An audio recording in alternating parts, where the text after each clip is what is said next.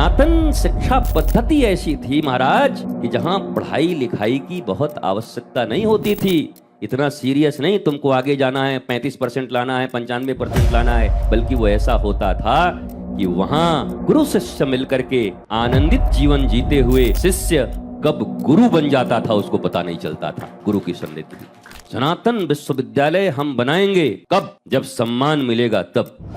ऐसे लोग कभी बना भी नहीं सकते। मन का ब्यूटी पार्लर, उसको पढ़ो। जीवन के जितने कंफ्यूजन है, मैं ऑनलाइन कह रहा हूं, सब दूर हो जाए, पर बड़ी दिव्यता से पढ़नी होगी, एकदम ग्रंथ की तरह लेकर के। लेकिन यह भी सत्य है कि उपनिषद अर्थात गुरु के समीप बैठकर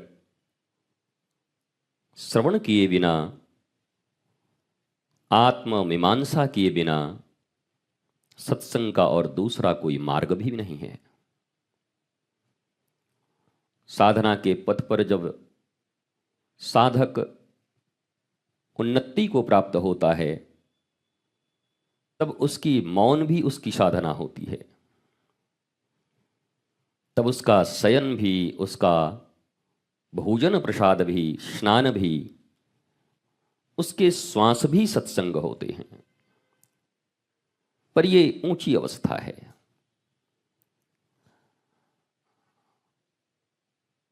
पर जिनकी ऐसी अवस्था नहीं, उन्हें वाक जाल में फंसकर अपने आप को आत्म प्रवंचित करने से बचना चाहिए। तो सत्संग की जो सबसे मौलिक धारा है, वो गुरु और शिष्य के बीच बह रही ज्ञान भगीरथ की धारा है। कहते हैं बीज पड़े और अंकुर न फूटे, ऐसा कभी नहीं हो सकता। ज्ञान सुने और विवेक न जागे, ऐसा कभी नहीं हो सकता। दीप जले और अंधेरा मिटे ना, ऐसा कभी नहीं हो सकता। अर्थात एक कर्म ऐसा है जिसका प्रतिफल तुम चाहो न चाहो वो तुम्हें प्राप्त होगा ही।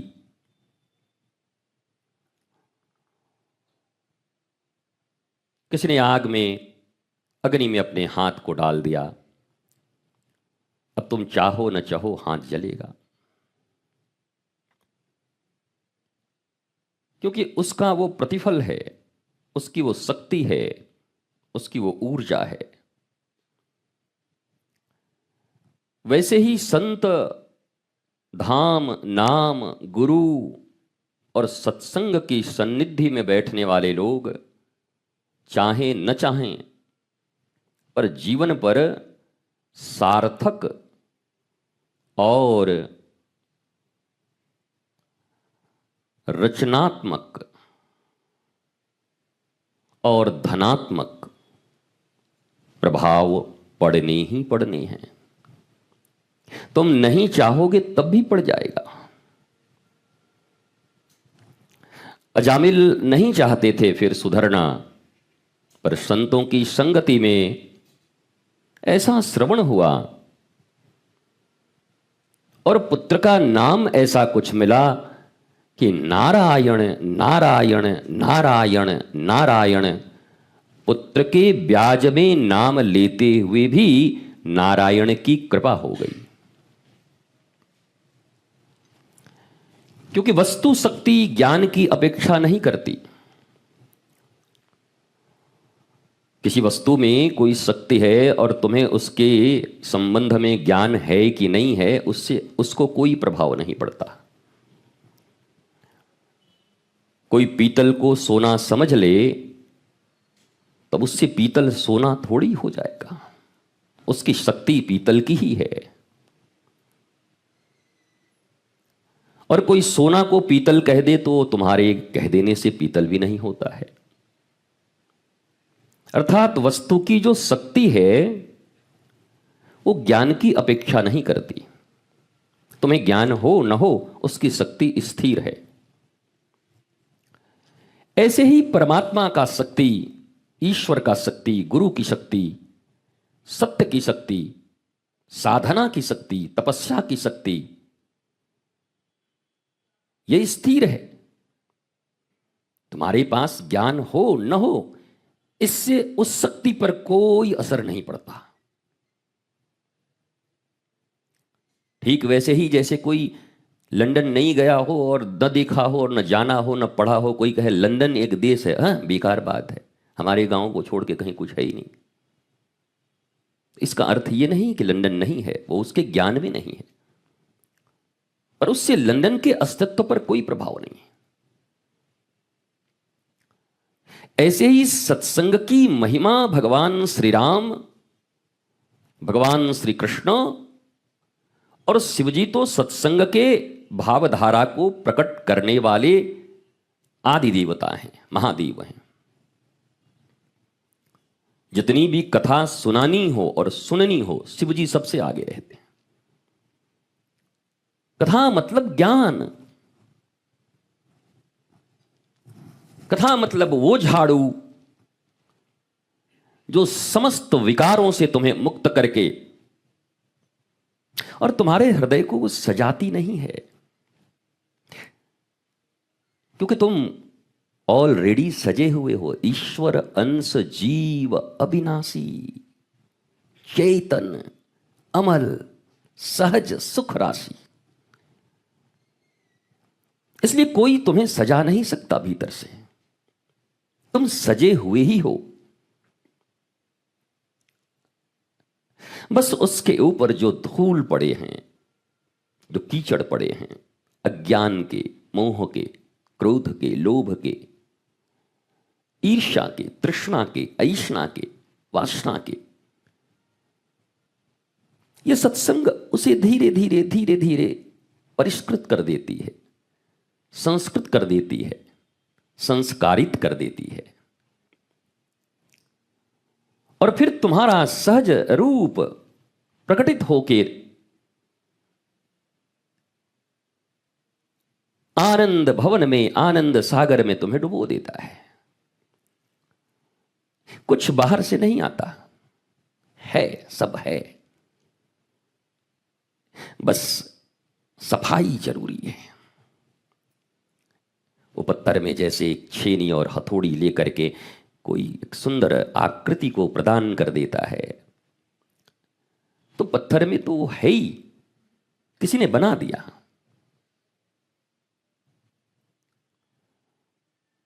वैसे ही हमारे तुम्हारे भीतर ईश्वर के अंश होने के नाते जो कुछ भी ईश्वर में है वो सब हम लोगों में है।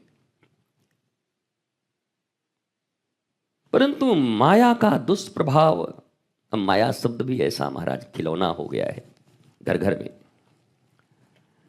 महा अज्ञानी से अज्ञानी लोग भी माया शब्द का प्रयोग कर देते हैं।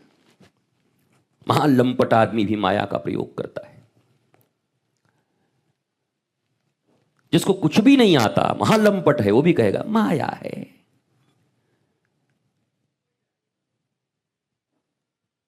तो शब्दों का प्रयोग भी बड़ा खतरनाक हो गया है।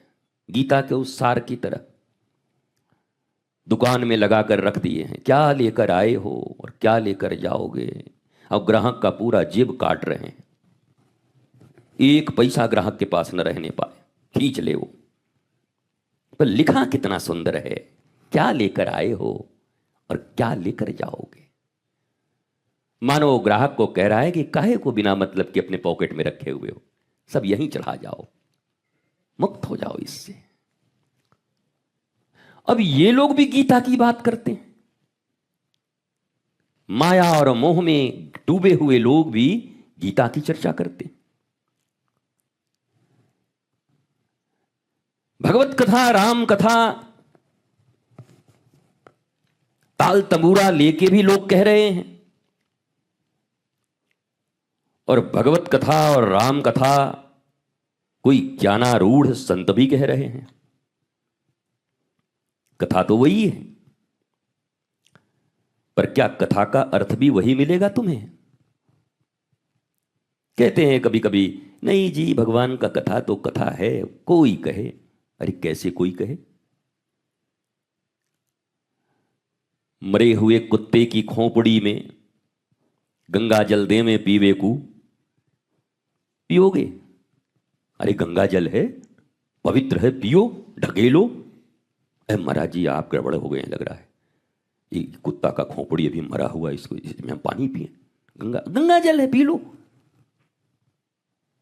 तो लोग कहते हैं भगवान की कथा कोई भी कह दे कोई बात नहीं, ये सब कुत्ते की खोपड़ी में गंगा जल पीने वाले हैं।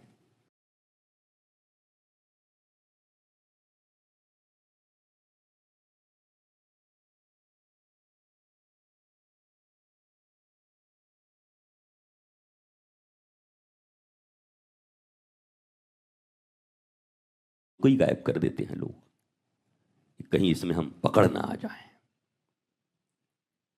विरक्त कैसा होना है, क्या क्या अर्हताएं हैं नीट की परीक्षा को क्वालिफाई करने के पहले, कि किससे पास आउट होना है, वो निर्दिष्ट है, पर वो नहीं कहते। इसलिए अब तो यही है, टके सिर भाजी टके सिर खाजा, अंधेर नगरी चौपट राजा। अब तो बस धर्म और धंधा को अलग करना बड़ा कठिन हो गया है।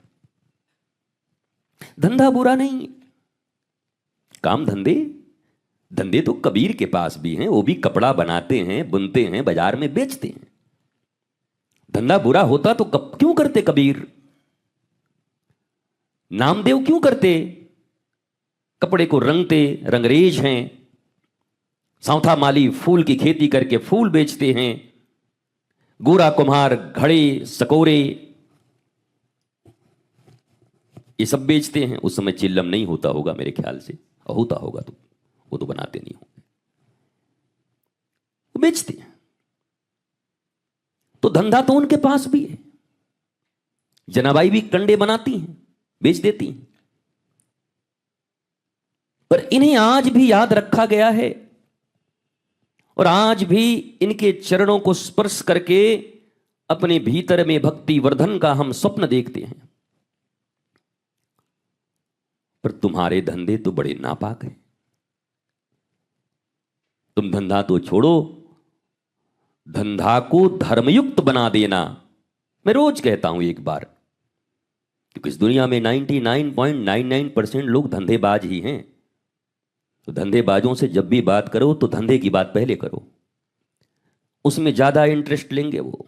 धर्म की बात करोगे, अरे महाराज जी धर्म तो बस ऐसे हो जाएगा, चढ़ा देंगे कहीं जाके, दान पात्र रखा है, धर्म हो जाएगा। तो धंधे की बात पहले करो।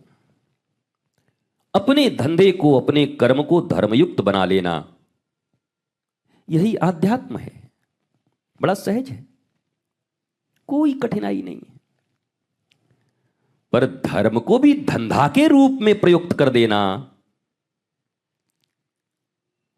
धर्म को ही धंधे में कन्वर्ट कर देना, इन दोनों में बड़ा अंतर है। कितना अंतर है? उतना ही अंतर है कि नाव पर तुम बैठे हो और नाव तुम पर बैठ जाए गंगा जी में। ज्यादा अंतर तो नहीं है। तुम नाव पर या तुम पर नाव, कुछ ज्यादा अंतर है? थोड़ा सा बस। आप नाव पर या नाव आप पर, बस थोड़ा सा चेंज हुआ है। बोला उतने में तो जान चला गया, काम खत्म, मामला साफ। तो यही अंतर है, धर्म को धंधा बनाना और धंधे को धर्म बनाना। ये धर्म को धंधे बनाने वाले लोग, इनको बड़ी पीड़ा होती है कदम कदम पर। ये संतुष्ट नहीं रहते। हमारे गुरुदेव कहा करते थे कि जो दुष्ट हैं वो कभी संतुष्ट नहीं रह सकते। दुष्ट कोई गाली नहीं है। दुष्ट का अर्थ है, इष्ट में भी इष्ट छिपा हुआ है। इष्ट दू माने बुरा इष्ट, बुरे के लिए कुछ चुना है किसी को, उसको दुष्ट कहते हैं। जैसे नाराज शब्द, आदमी कहते हैं नाराज हैं क्या? अरे नाराज कोई गाली थोड़ी है। नालायक शब्द, अरे नालायक, गुरुजी ने गाली दिया। नालायक भी गाली नहीं है, नालायक। अगर मेडिकल की परीक्षा के लिए इंटर पास होना जरूरी है और आप केवल हाई स्कूल पास हैं तो आप क्या हैं? ना लायक, उसके लायक नहीं हैं। क्या ये गाली है? कम से कम एक चीज तो आज आप लोगों को मिल गया, अब आप धड़ल्ले से प्रयोग कर सकते हैं दूसरे को।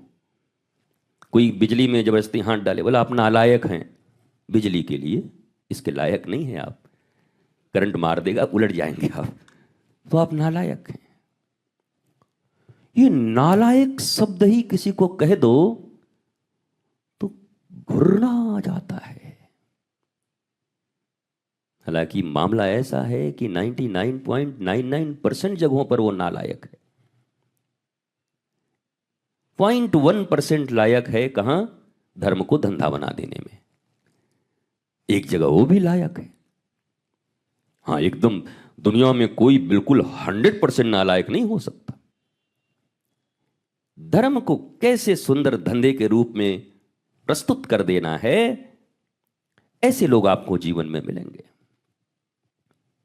ये सत्संग प्रत्येक दिन आधे घंटे, 20 मिनट, 25 मिनट क्यों जरूरी है? बोले सुनत सुनत सुनत सुनत हृदय पर प्रभाव पड़ेगा, धीरे धीरे चीजें कटेंगी। रसरी आवत जात सिल पर परत निशान, पत्थर पे निशान पड़ जाता है। अब इसके पैरेलली निंदा, शिकायत, झूठ, कपट, मैनिपुलेशन, बेईमानी। अब ईमानदारी से बात करो तुम। 24 घंटे में तुम सत्संग कितने मिनट करते हो? और ये जो नाम लिया वो कितनी देर करते हो? ऐसे लोगों के साथ कितने समय रहते हो और ये काम करते हो? जब तक ईमानदारी से अपना खुद को इंट्रोस्पेक्ट नहीं करेंगे, जांच नहीं करेंगे, तब तक हमें रोग का पता कैसे चलेगा? ये वही लोग तो हैं जो अचानक जिनको पता चलता है क्या हुआ, अरे एकदम ठीक थे, अचानक 4th स्टेज का हुआ, और बोला निकल गए शाम को 6 बजे, सवेरे वाली गाड़ी से चले जाएंगे, निकल गए, पता नहीं चला, जांच नहीं किया। नहीं तो बॉडी इंडिकेशन देती है हर चीज की। अगर आप सूक्ष्म ज्ञान रखने लगे तो हर चीज का इंडिकेशन मिलता है। अजी एक्सीडेंट का भी मिलता है कि एक्सीडेंट होगा। अब बस कितना वो माइक्रोस्कोप वाली बात है। दही में आपको कुछ दिखाई पड़ता है? गपागप दे गुड़ दे के, अरे बस खूब खाते हैं, लगा दो माइक्रोस्कोप, करोड़ों बैक्टीरिया उसमें चल रहे हैं। अच्छे हैं, गुड बैक्टीरिया है शरीर के लिए, लेकिन करोड़ों हैं। माइक्रोस्कोप। संत कौन है? बोला वो जिनके पास ये जो तीसरा है, जो तीसरा है ना, इसको तीसरा नेत्र कहते हैं। अब वो स्कूल वाला नहीं, बचपन में तीसरा नेत्र जैसे बना लेते थे रगड़ रगड़ के, महाराज ऐसा हो जाता, एक का बन जाता तो दूसरे के हम लोग बनवा देते कि रगड़ रगड़ हो जाएगा, वो भी फुला के दूसरे दिन। और घर में थप्पड़, और क्या किया रे ये? कुछ नहीं, कुछ तो किया होगा। तीसरा नेत्र बोल रहा था खोलने के लिए, बोले इधर आओ चौथा नेत्र खोलता हूं अभी तेरा। वो घर में चौथा नेत्र खोल देते थे मारपीट के। तीसरा नेत्र यहां होने का अर्थ है ज्ञान नेत्र, नॉलेज। जैसे जैसे ज्ञानवान होते जाएंगे वैसे वैसे तीसरा नेत्र खुलता जाएगा। और जरूरी नहीं कि हाँ आँख खुल जाए। जाली आदमी होगा तो बोलेगा, ऐसा नहीं कि हमको कोई तीसरा नकली आंख लगवा देगा कि हमारा खुल गया रात में अचानक, बुद्ध हो गए हम। कोई तीसरा नेत्र नहीं होता। ज्ञान नेत्र को तीसरा नेत्र कहते हैं। ये दो नेत्र जिससे हम ये देख रहे हैं सामने, और तीसरा नेत्र जब हम ज्ञान की दृष्टि से किसी को परखते हैं। काल नेमी है कि मारीच है, ज्ञान की दृष्टि से ही परख आएगा, वो ऐसे नहीं आएगा। ऐसे तो हनुमान जी के भी परख में नहीं आया था। और मैं रोज इसको कई बार कह देता हूं कि आदमी समझ ले कि जिन हनुमान जी के विषय में कहा गया ज्ञानी नाम अग्रगण्यम सकल गुण निधानम मनोज्वम मारुत्य तुल्य वेगम जितेंद्रियम बुद्धिमताम वरिष्ठम, सब कुछ उनके जय हनुमान ज्ञान गुण सागर। पर महाराज काल नेमी उनको भी गच्चा दे गया। एक बार तो हनुमान जी एकदम दीक्षा लेने को तैयार हो गए थे। हा ऐसा संत फिर कब मिलेगा। भगवान राम वहां बैठे हैं समुद्र के उस पार। बोला अरे कहाँ मर रहा है यार, मरेगो का कसाई ले गए आखो कसाई को। और 1 मिनट के लिए तो फिर भगवान राम ने रचना रची। महाराज चलो पहले थोड़ा सरोवर में थोड़ा कुछ हो जाए मामला। उसी सरोवर में प्रभु ने रचना रची और असली स्वरूप इसका भीतर से कोई कहा अरे कहाँ हनुमान जी महाराज 1 नंबर का फ्रॉड है। बोला है, बोला हाँ। तो हनुमान जी फिर तो आज नगद कल उधार हैं, फिर देरी भी नहीं करते। पता चला तो देरी भी नहीं करते कि अब कल देखेंगे, तुरंत नगदा नगदी मामला खत्म। वहीं पर आइए आइए। बोला चेला वो आओ पहले दीक्षा। बोला नहीं गुरु जी पहले दक्षिणा देंगे हम। अरे तू पहले दक्षिणा? बोला हमारा परंपरा ऐसा है, हम लोगों के यहाँ परंपरा है दक्षिणा पहले दीक्षा बाद में। तो मैंने दक्षिणा ऐसा दिया कि गुरुजी गत प्राण हो गए, वहीं पर गए महाराज, काम खत्म। काल नेमियों का अंत ऐसा ही होता है, काल नेमी ऐसे ही जाते। इसलिए ज्ञान नेत्र सत्संग के बिना नहीं खुल सकता। और जिनके वो नहीं बोलते L1 L2 L3 ये पीछे है ना, किसी का क्या है L1 गायब है मैंने गड़बड़ है, किसी का L5 L4 क्या क्या बोलते रहते हैं। महाराज जी हमारा L4 हमकी क्या पता भाई, हमको नहीं पता चलता है कौन 4 कौन 3 कौन 2 ये सब हम नहीं समझते। लेकिन किसी किसी का कुछ कहीं गायब है कहीं गायब है, थोड़ा सा ब्लॉकेज आ गया तो मामला ऐसे चल रहा है। क्या हुआ? बोला L4 की बड़ी दिक्कत है। एक L4 ने 6 फुट के आदमी को ऐसे कर दिया। आहा महाराज जी L4 तो इतना बड़ा है भाई, तुमको ऐसे झुका दिया। बोला हाँ गए, मामला खत्म। लोग समझ नहीं पाते, उनको अपनी भूलें बड़ी छोटी लगती हैं। क्या किया हमने, हम तो बिल्कुल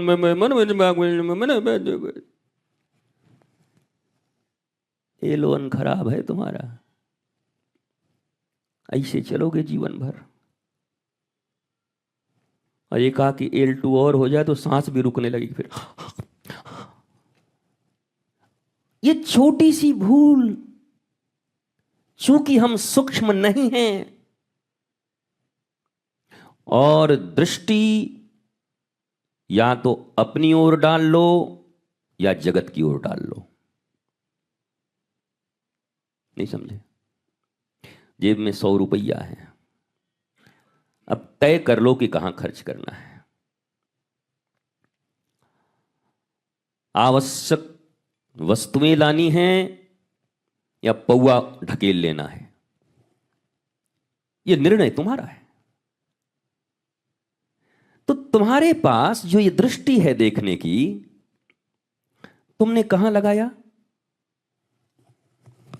इसमें गड़बड़ी है, इसमें गड़बड़ी है, इसमें गड़बड़ी है, इसमें गड़बड़ी है, इसमें गड़बड़ी है, इसमें गड़बड़ी है, सब हमारे विरुद्ध में। और गुरुजी भी विरुद्ध में।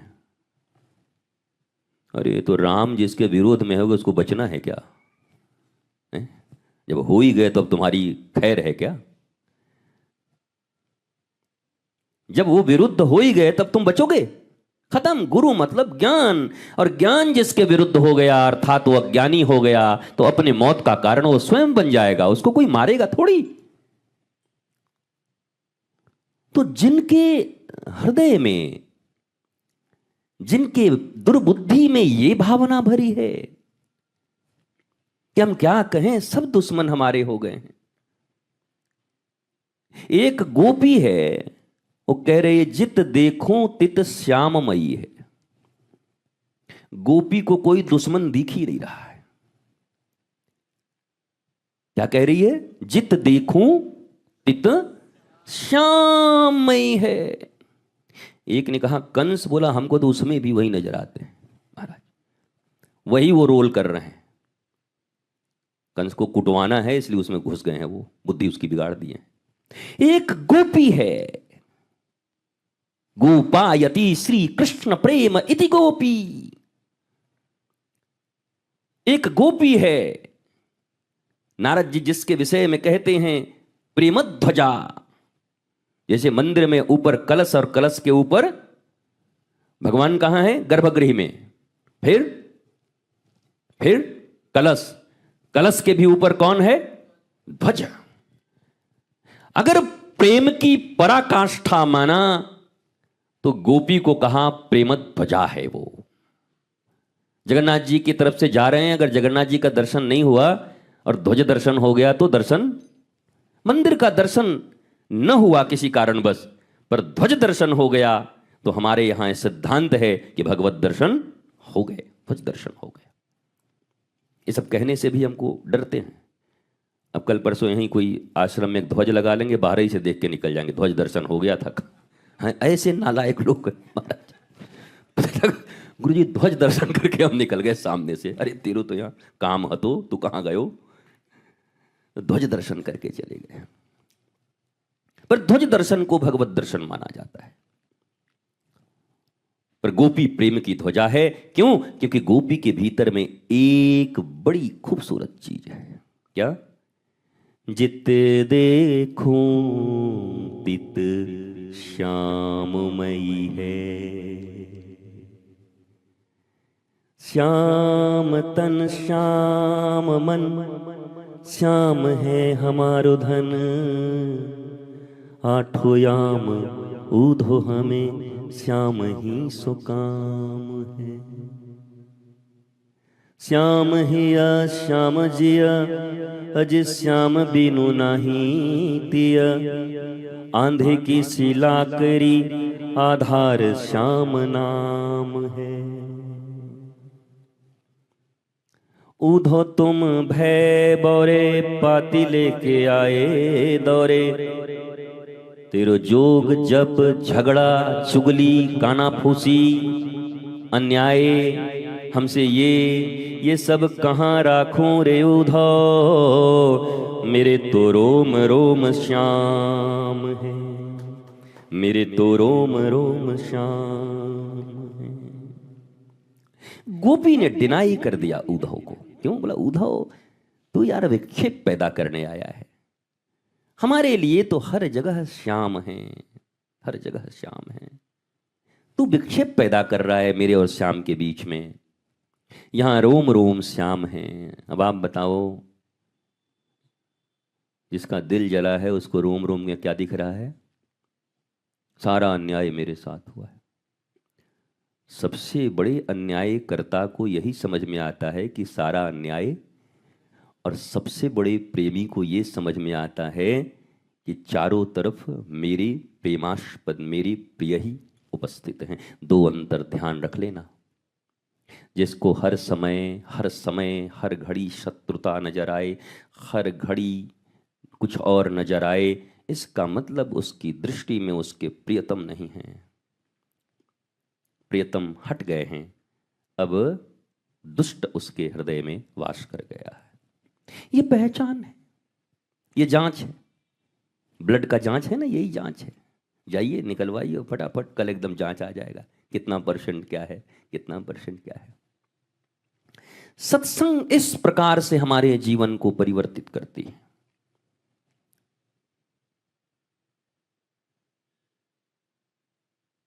पर ये निर्णय साधक और शिष्य के ऊपर है। वो छिपकली बन करके धर्म की ध्वजा के नीचे आकर के धर्म हेतु उपस्थित हुए लोगों को खाना चाहता है। छिपकली क्या करती है? बरसात इत्यादि में लाइट जहां जलता है तो वहां क्या आते हैं?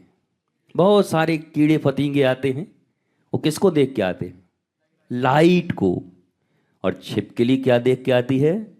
या आज माल मिलेगा, आज ब्रजवासी और भारती का एकदम माल यहाँ पक्का आज प्राप्त होगा।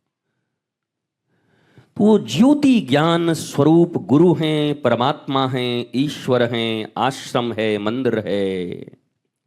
वहां सब कुछ देने के भाव से भी लोग आते हैं, अपने आप तक को चढ़ा देने के लिए लोग आते हैं गुरु चरणों में। पर वहीं पर कुछ पूंछ कटे, छिपकली का पूंछ कट जाए फिर वो महाराज जिंदा, फिर नया पूंछ आ जाता है। हमको लोग कहते हैं गुरु जी आप कोई कार्रवाई क्यों नहीं करते? हम कि पूंछ तो काटते हैं फिर हो जाता है, हम क्या करें? ये छिपकली का नियम है महाराज, पूंछ काटो फिर पूंछ हो जाता है उसका। अब गर्दन हम काट सकते नहीं, ये हमारा भाव ही नहीं है। मैक्सिमम पूंछ तक, पूंछ माने थोड़ा बोल देते हैं कि इसका पूंछ कम करो भाई, तुम लोगों को गिरा देगा ये कहीं पर, लेकिन वो फिर पूंछ पैदा कर लेता है कहीं ना कहीं से। हाँ, पूंछ, पूंछ और पूंछ एक ही है। तो ये पूंछ कटे छिपकली नए प्रकार के पूंछ लगा के फिर आ जाते हैं। सुल्तानिया हंस रहा बैठे बैठे मुस्कुरा, नए प्रकार का पूंछ। लेकिन आप उनको मत देखिए, आप देखिए उस ज्योति को, ज्ञान को। इधर उधर दृष्टि करेंगे तो अपने जैसा बना लेगा वो आपको। मेरी लंबी एक अनुभव के बाद मैं ये बात आपसे कह रहा हूं। गुरु के द्वार में भी रहा बरसों बरस तक, गुरु चरणों की सेवा की, सामान्य जीवन भी जिया, स्कूल भी गए, कॉलेज भी गए, और अब भगवत कृपा से अनंत साधना के फलस्वरूप इस दिव्याति दिव्य श्री लाडली निकुंजवन आनंदम धाम आश्रम में सेवक के रूप में रहने का अवसर भी हमें प्राप्त निरंतर हो रहा है। तो ये एक लंबा अनुभव है। जब जब ज्योति से दृष्टि हट करके इनकी तरफ गई तो मामला खराब। अब एक बात यहां पर नोट कर लो, कहीं होता है ना नोट, ये सिद्धांत है पर नोट नहीं होता कि भाई इसमें ऐसे ऐसे लोग आ सकते हैं, ये लोग आ सकते हैं, ये ऐसा आ सकते हैं। नोट, स्टाफ के लोगों के लिए कोई शुल्क नहीं है, जो स्टाफ है रेलवे में। तो ऐसे नोट एक है, क्या है? हमें यत्र यहां वहां दृष्टि नहीं देनी, हमें गोपी के भाव में जीना है, हनुमान जी के भाव में जीना है। पर अगर मेरे इष्ट, मेरे आराध्य मुझे कह दें कि अब थोड़ा लंका जाओ, सबकी खबर लेके आओ। अब राम जी ने तो कहा सीता जी लेके आओ, लेकिन राम जी भी क्या केवल सीता जी मंगवा रहे थे क्या? बोले मामला उधर बहुत गड़बड़ है, जाओ झाड़ू उड़ू लगा के आओ, बहुत खड़े हो गए हैं सब, कनगोजर तंडोले मंडोले सबका इलाज करके आओ जाके। अगर इष्ट निर्देशित करें, गुरु निर्देशित करें, भगवान निर्देशित करें, तब फिर मत कहना गुरु जी आप ही कहे थे कि श्याम तन श्याम मन श्याम है हमारो धन, और अब फिर कह रहे हैं कि उसको देखो। अरे जब वो बोले तो देखो उसको, फिर उसका भी इलाज जरूरी है। इलाज न होगा रावण का तब भी गड़बड़ हो जाएगा, वो भी जरूरी। लेकिन केवल उनके निर्देश पर, हनुमान जी अपने मन से नहीं गए, अपने मन से तो बेर खा रहे थे बैठ के चुपचाप। सब कह रहे हैं ये होगा होगा, हनुमान जी अरे जामोहन जी कह रहे महाराज जी कुछ सुन भी रहे हैं कि एकदम क्या सब दिन का आज ही खा लेंगे। बोला क्या कुछ काम है क्या? अरे मैं सीता जी का हरण हो गया, खोजने की बातचीत चल रही है। हाँ हम क्या कर सकते हैं, बांदर आदमी बैठ के बस खा पी रहे हैं। अरे बोले पवन तनय बल पवन समाना, का चुप साध रहे हनुमाना। महाराज आप में बड़ा बल है, बड़ा ठिकाना, सब जो भी कहे। तब हनुमान जी गए, पूछा राम जी की आज्ञा है क्या? बोला प्रभु कह रहे हैं। बोला तब काम हो जाएगा। हाँ ऐसा भी नहीं है कि खाली जामवंत जी का सुन के हनुमान जी उड़ चले, कई लोगों के साथ यही दिक्कत हो जाती। हम क्या करें गुरुजी, परिकरे निकल के ऐसा बोले तो हम सोचे आप ही बोले हैं। अरे मत मानना भाई, एक बार कंफर्मेशन ले लेना। संसद में सारी चीजें पास हो जाती हैं, वोटिंग हो जाती है, मामला बन जाता है, पर फिर भी राष्ट्रपति का मुहर, हाँ, उसके बिना मामला बनता नहीं है। सब जीत हार हो गई, बहस हो गया, चर्चा हो गई, पर काम पर निकलने से पहले एक बार मुहर, हाँ, लगा लेना। उन्हें मान लो किसी का तो तुमको रसातल भेजने का मन होगा, बोले आज इसको रसातल भेज ही देना है गुरुजी के नाम पर, तो तुम चली जाओगे, फिर तो रसातल में पहुंच जाओगे। इसलिए कंफर्मेशन जरूरी है। और यही सारी चीजें आज बोल ही रहा हूं तो बोल दूं। वित्तीय कारण में भी आश्रम चलता है, वित्त आते हैं, वित्त जाते हैं, धन आता है, धन जाता है। इन सब कारणों में भी अवश्य ही या तो उनके द्वारा नियुक्त, जिनके विषय में उन्होंने घोषणा कर दी, अच्छा आरबीआई का घोषित कर दिया कि आरबीआई के कौन हैं, तो अब आरबीआई वाले और पूरी इकोनॉमी उनकी बात सुनेगी कि कोई जाके कहे है देखो ये प्रधानमंत्री के साथ हमारा फोटो, कल ही चाय पी के आ रहे हैं, हमारा बात मानो। अरे बोला महाराज आपका बात मानेंगे तो हम रसातल में चले जाएंगे। हम बात तो मानेंगे जिनको नियुक्त किया गया है, नियुक्ति जिनकी उस पद पर हुई है। बरसों तक ये दंश झेलने के बाद आज मुझे लगा कि मुझे ये बोलना चाहिए, और भगवत आराधन के क्रम में ही बोलना चाहिए। तो नियुक्तियां अगर पक्की हों और फिर गूगल की तरह अपडेटेड भी रहना है, नहीं रहना है। वो तो ऐसे ऐसे मूर्ख हैं, 8 साल पहले मंत्री थे और अभी विधायक भी नहीं है, और कोई बताया कि मंत्री जी हैं, जाके कुछ दे आया वहां पर कि हमारा काम कर दीजिएगा। पूर्व मंत्री जी गायब। अरे बोला हम तो देखे थे, बोला पूर्व नहीं देखा क्या, अभी वर्तमान में ये है इस डिपार्टमेंट में, वहां जाना होगा आपको, अब नहीं होगा। हम कुछ बोल देते हैं, आप उसको समझिए। तो ऐसे ही वर्तमान और पूर्व को पहचानना जरूरी है। जब श्रीमान नरसिम्हा राव जी थे तब उनकी चलती थी, क्योंकि वो तत्कालीन प्रधानमंत्री थे। जब अटल बिहारी वाजपेयी जी थे तब उनकी चलती थी, पर आज अटल बिहारी वाजपेयी जी की नहीं चलेगी। आज किसका चलेगा?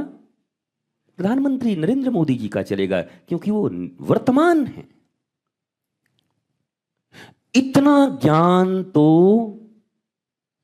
छगन भाई होना चाहिए सबको जीवन में। अगर आप भगवान के सेवक हैं, ध्यान से सुनो, और जो तुम लोग सुन रहे हो सब ध्यान से, अगर आप भगवत सेवक हैं तो व्यवस्था की दृष्टि से वर्तमान और पूर्व का अंतर करना सीख जाइए। छत्तीसगढ़ में अभी कोई काज हो तो कोई कका घर जावे, कोई रे कोई जाही अभी कका घर। कका जब थे तब थे, अब जो हैं अब फिर कोई और होगा तो फिर और वर्तमान। और ये अपडेट सबको रखना जरूरी है। आप जो बिजनेस करते हैं उसमें अपडेट रखते हैं, क्या माल है, कैसा है, कहां से आ रहा है, आजकल कहां क्या भाव मिल रहा है। अरे बेंगलोर वाले तो उससे भी सस्ता दे रहे हैं, अरे रे रे रे मुंबई वाला तो उससे भी सस्ता दे। वहां आप अपडेटेड होते हैं। Sale tax manager, sale tax inspector कौन है, कमिश्नर कौन है, सब जानते हैं पूरा का पूरा। और अगर इस धर्म के कार्य में, भगवतीय कार्य में हैं, तो आपको अपडेटेड होना जरूरी नहीं है? होना जरूरी।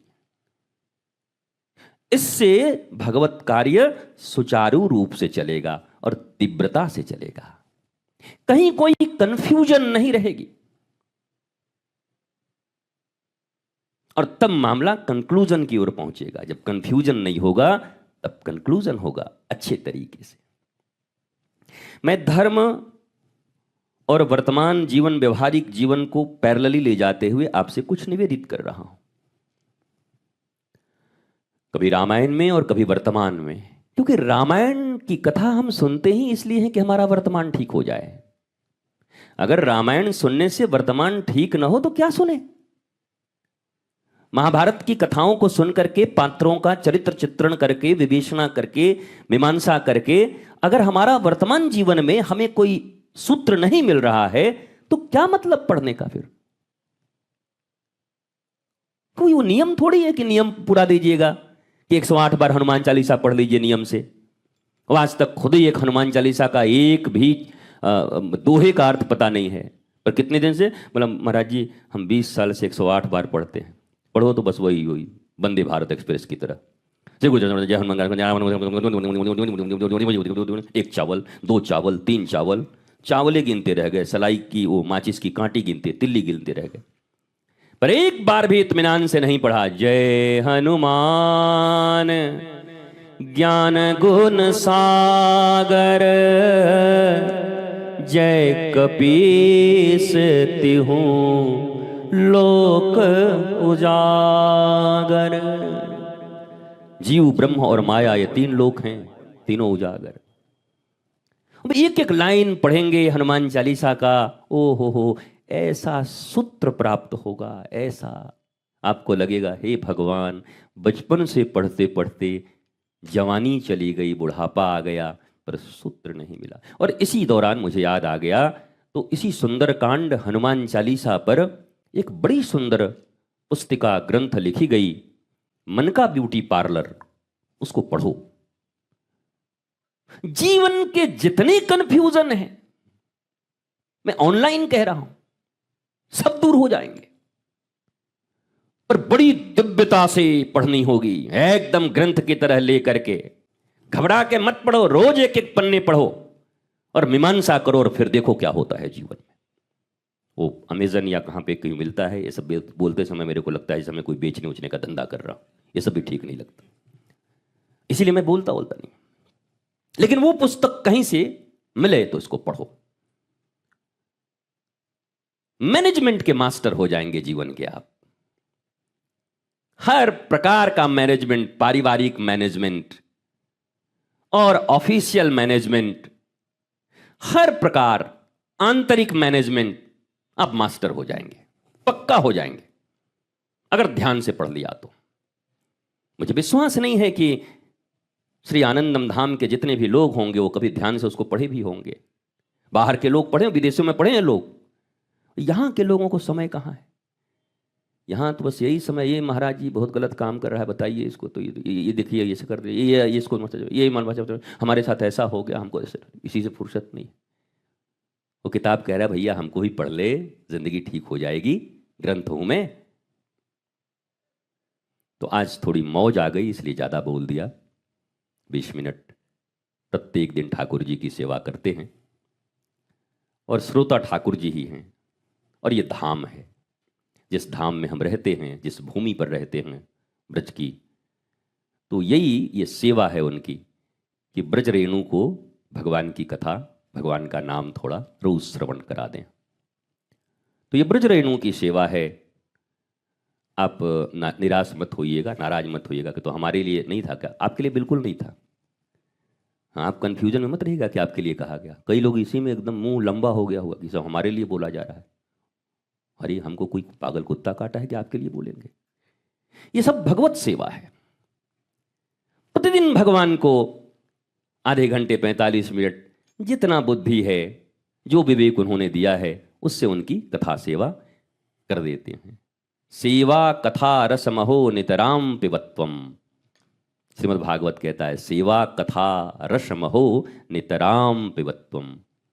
निरंतर कथा सेवा का पान करते रहिए।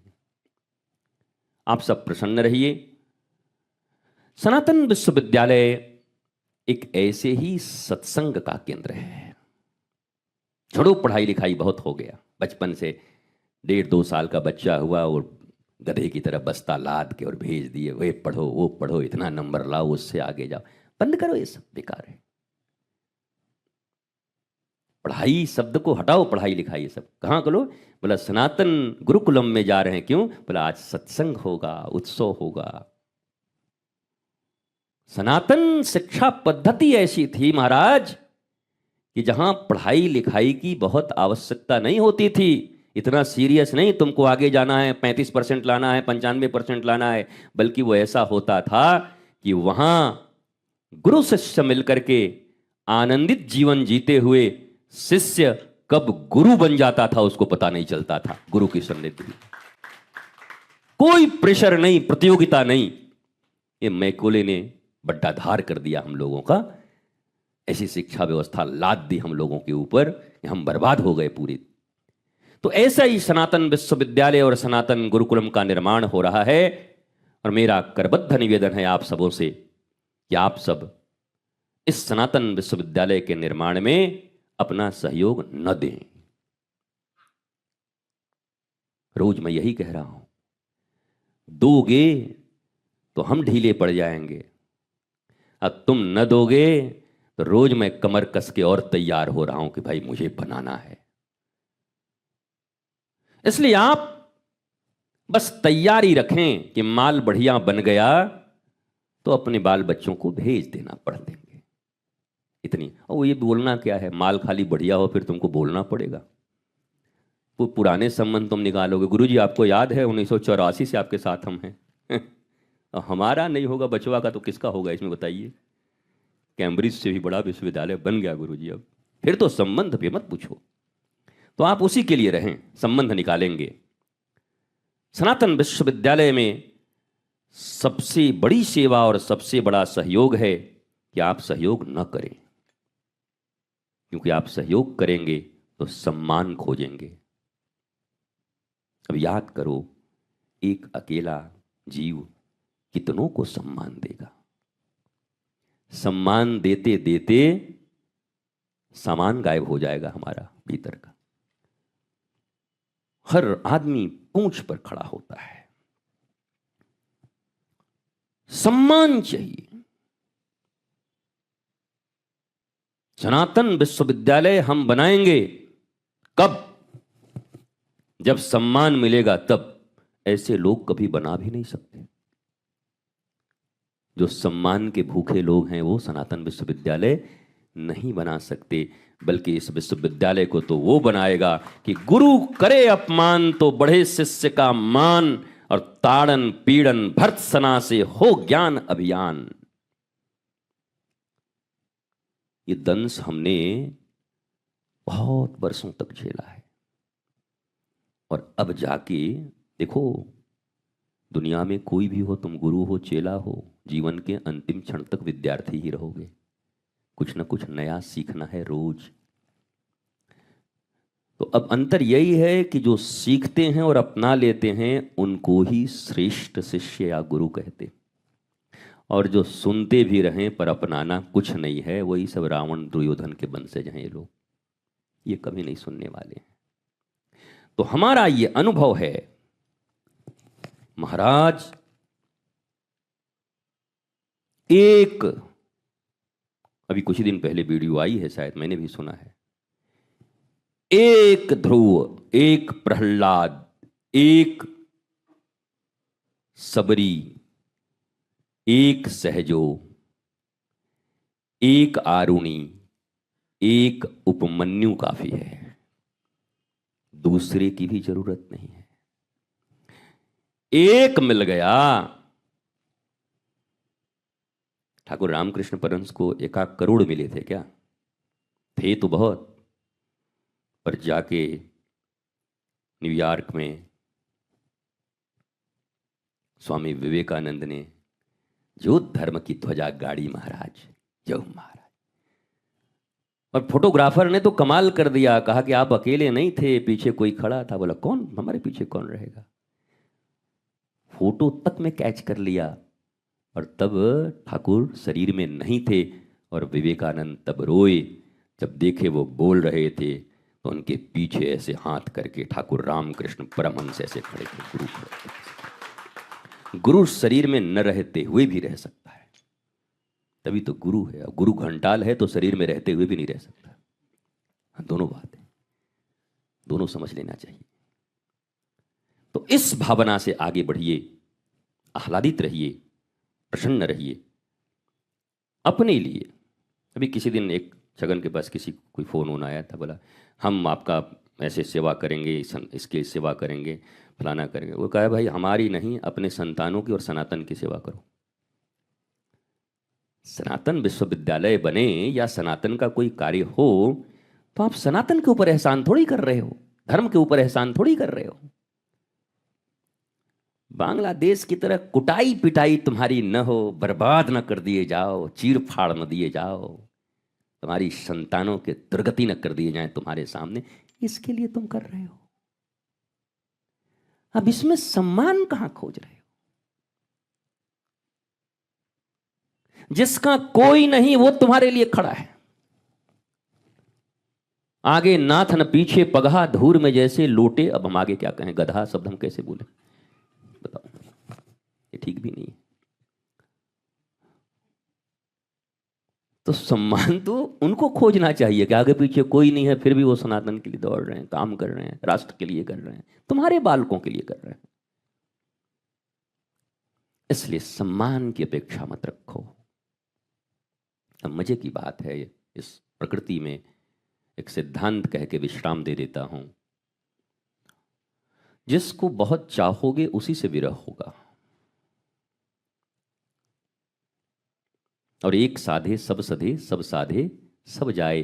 तुम हरि इच्छा, गुरु इच्छा और अपनी सनातन और संतानों के लिए काम करना शुरू करो। सम्मान तो बोरी भर करके नहीं, बल्कि बड़े बड़े 100 डब्बे वाले मालगाड़ी में भर भर के तुम्हारे पीछे आएगा। कितना सम्मान लोगे, कितना सम्मान चाहिए ये बोलो।